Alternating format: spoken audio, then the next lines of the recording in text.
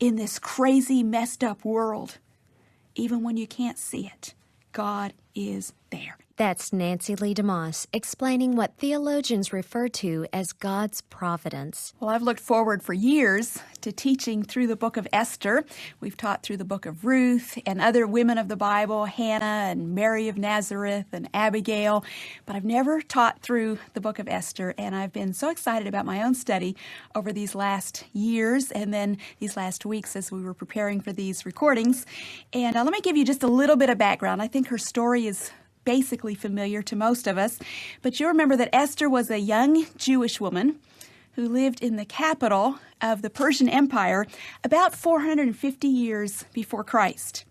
Now, about 100 years earlier, as discipline from God for their sin, the Jews, you remember, had been deported from their homeland in Jerusalem to Babylon. For 70 years, they were captives in Babylon. And then after 70 years, the Babylonian Empire fell to the Persians, and God put into place a king, a pagan king, King Cyrus, who gave the Jews freedom to go back to their homeland. And at that point, about 50,000 Jews returned. Now, that seems like a lot, except that it was really just a small percentage of all the Jews who were living in Persia at that time. The rest stayed behind in Persia. They had lived there now for generations. They'd become assimilated into the culture, and a lot of commentators, as you read about the book of Esther, believe that those who stayed in Persia were out of the will of God, that they had become secularized, that they were not pursuing God. And I think that's certainly true of many of them. But God still had a plan for his people, the Jewish nation, and God intended to bring through the Jewish people a Messiah into the world. Now, God has a plan, but Satan always has a counter plan. And in this case, God's plan was challenged by a man named Haman. Haman was an enemy of the Jews. We'll learn why as we get into this passage. And Haman rises to the second position in the land, the position of prime minister of the empire. And with the backing of the king, whose name at that time was Xerxes, King Xerxes, Haman determines that he's going to exterminate the entire Jewish race, the whole population. And the Jews, as you might imagine, are thrown into a tailspin. What do we do? The whole situation seems hopeless, but just at that point, God raises up a woman, a young woman, probably just a teenager, a woman who has an unlikely background to ever do anything great for God, a woman who had come out of a series of unbelievably difficult circumstances, and God raises up this woman whose name is Esther to be his instrument of saving the Jewish people. It's an amazing story. It's a story of courage.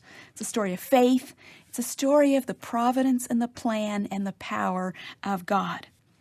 As I've been studying this book, I'm just amazed at how many similarities there are between the culture in the Persian Empire 2,500 years ago and our culture here in the United States in the 21st century. Both of these cultures, the Persian Empire and our culture, are obsessed with wealth. You see alcoholism, you see power, entertainment, sexual immorality and promiscuity, physical beauty being exalted. You see false religions. You see people who are wicked being raised to great high positions of power.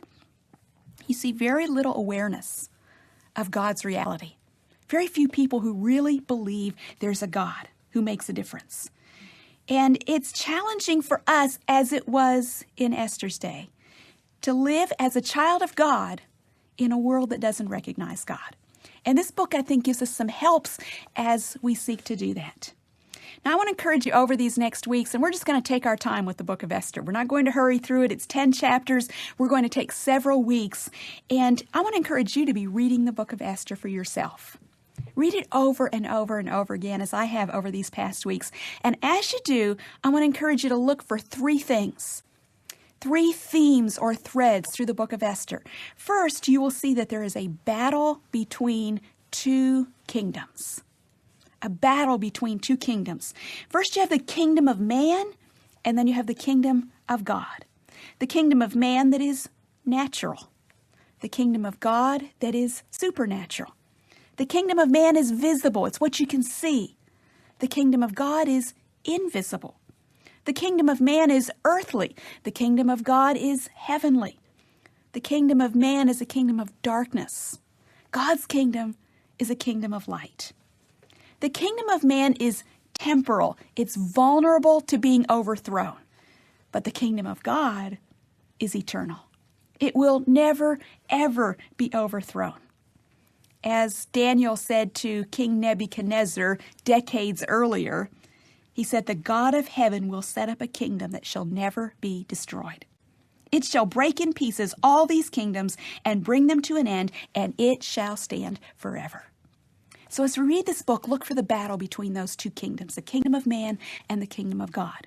Then number 2, look for contrasts between two sets of characters in the book of Esther. There are two sets of characters, and they are as different as night and day. The one set is King Xerxes, or as it's written in some of your translations, King Ahasuerus, same person. King Xerxes and Haman, who was the second in power in the land. King Xerxes and Haman, they are one set, and they represent the kingdom of man, the kingdom of darkness. And they demonstrate characteristics of those who belong to the kingdom of darkness. They are evil men. Now, before we're too harsh on Xerxes and Haman, I have to confess to you that as I've been studying this book, I've found myself many times seeing myself, my own heart, in Xerxes and in Haman. I see some of their characteristics that lurk deep within my own heart. So as you read, ask the Lord to show you, are there characteristics of darkness? Are there characteristics of these two men, Xerxes and Haman, that have come into my own heart? God will expose our hearts as we study those characters. Now, there's a contrasting set of characters in the book, and that would be Mordecai and Esther. Mordecai and Esther, the other two key characters, they represent, in a sense, the kingdom of God.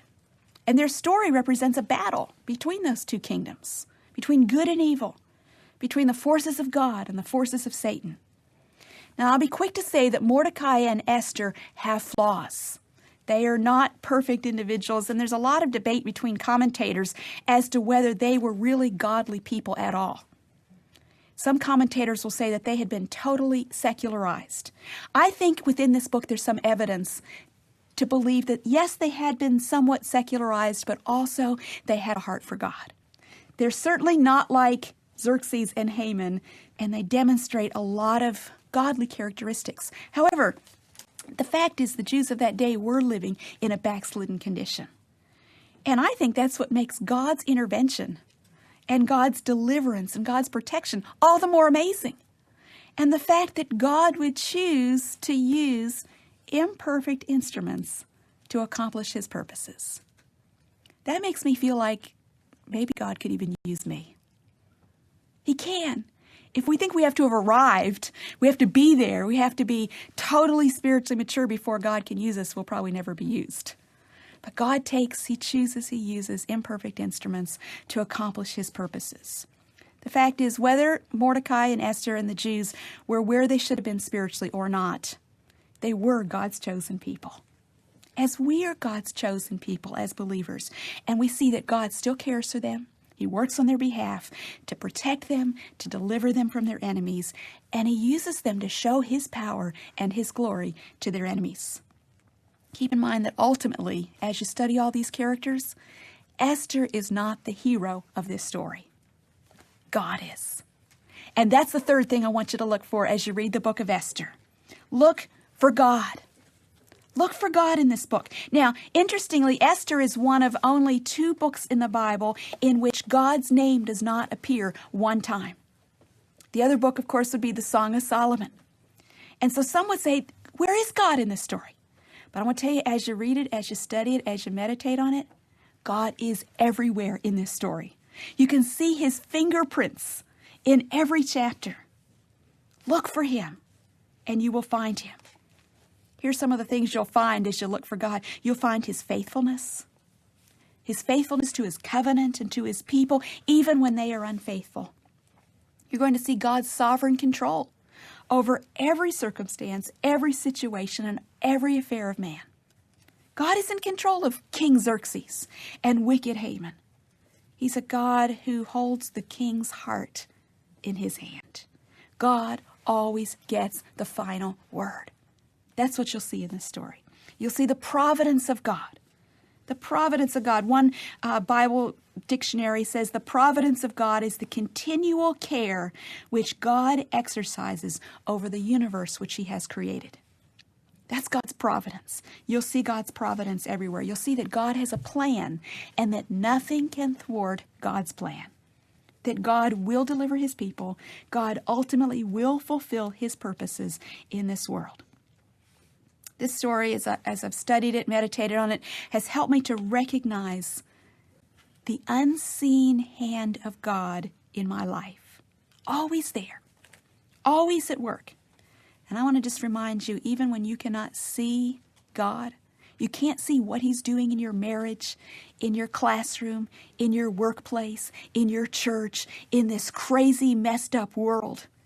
Even when you can't see it, God is there. He's always alive, always active, behind the scenes, unseen, hidden many times, but always, always, always at work on behalf of his people and his glory.